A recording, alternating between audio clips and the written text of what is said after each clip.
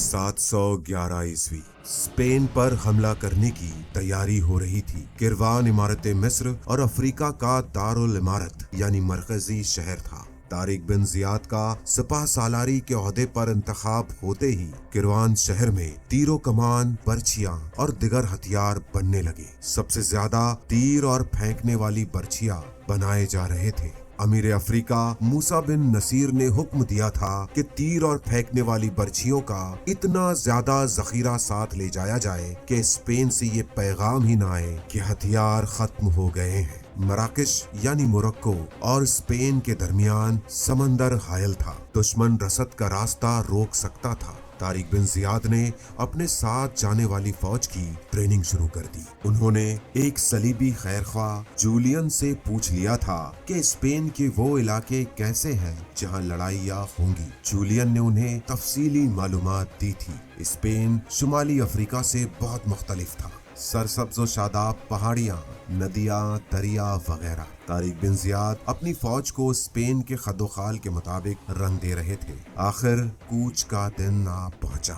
तारिक बिन जियाद को जो लश्कर दिया गया था उसकी तादाद महज 7,000 थी और इस तादाद में बहुत कम सवार शामिल थे। ये तमाम लश्कर बर्बरों का था। बर्बर अफ्रीका के कबीले का नाम है। रुखसत होने से पहले मूसा बिन नसीर ने तारिक बिन जियाद से कहा, तुम्हारा लश्कर बहुत कम है और सलीबियों का लश्कर लाखों में होगा। अल्लाह तुम्हारा मुहाफिज हो।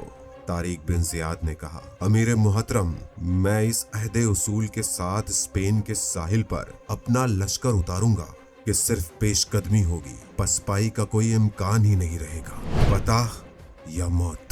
ये सुनकर मूसा बिन नसीर के बूढ़े होठों पर मुस्कुराहट आ गई। और अमीर मोहतरम, दुश्मन की तादाद हर जंग में हमसे कई गुना ही रही है। मैं आपको एक बशारत सुनाना चाहता हूँ। मैंने गुज़िश्ता रात ख्वाब में रसूल खुदा मोहम्मद मुस्तफ़ा सल्लल्लाहु अलैहि वसल्लम को देखा है। आप सल्लल्लाहु अलैहि वसल्लम ने मुझे बशारत दी है कि हिम्मत और इस्तक़लाल का दामन मत छोड़ना, फतह तुम्हारी होगी।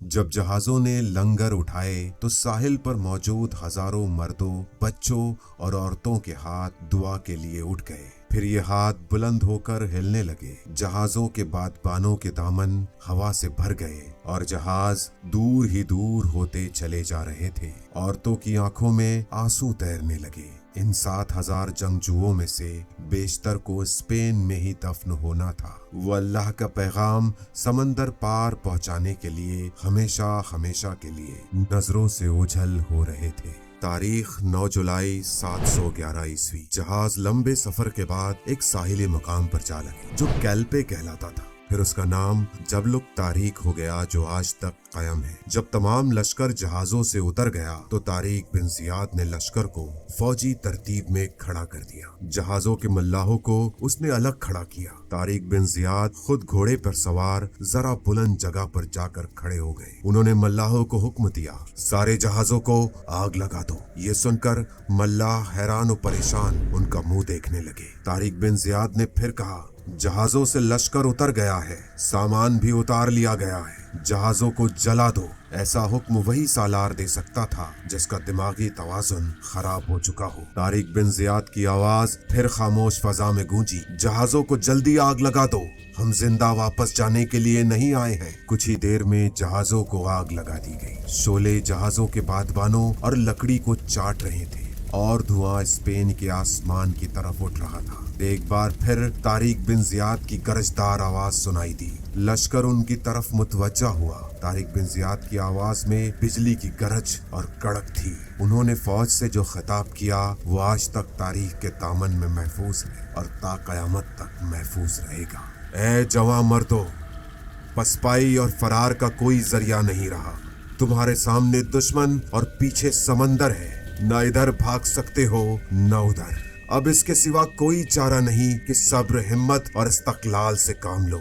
याद रखो कि इस मुल्क में तुम्हारी मिसाल कंजूस के दस्तरखान पर किसी यतीम जैसी है। तुम्हारी जरा सी बुज़दिली तुम्हारा नामो निशान मिटा देगी। तुम्हारे दुश्मन के पास लश्कर बहुत ज्यादा और हथियार भी बहुत ज्यादा है। दुश्मन के पास रसद के हुसूल के बहुत सारे जरिए हैं। اور تمہارے پاس ایسا کوئی ذریعہ نہیں۔ اگر تم نے شجاعت سے کام نہ لیا تو تمہاری عزت مٹی میں مل جائے گی، تمہاری برتری مٹ جائے گی۔ اب اپنی آن اور اپنی عزت کا تحفظ کرو، دشمن کو گھٹنے ٹیکنے پر مجبور کر دو، اس کی طاقت کو تباہ کر دو۔ میں تمہیں کسی ایسی چیز کے لیے نہیں ڈرا رہا جس کے سامنے میں خود نہ جاؤں، میں تمہیں کسی ایسی جگہ لڑنے پر نہیں اکسا رہا جہاں میں خود نہ لڑوں۔ میں تمہارے ساتھ ہوں، یاد رکھو کہ میں تمہیں جس طرف لے جا رہا ہوں اس طرف جانے والا پہلا شخص میں ہوگا۔ لڑائی میں سب سے پہلے اٹھنے والی تلوار میری ہوگی۔ اگر میں مر جاؤں تو تم عقل اور دانش والے ہو، کسی اور کو سپاہ سالار بنا لینا،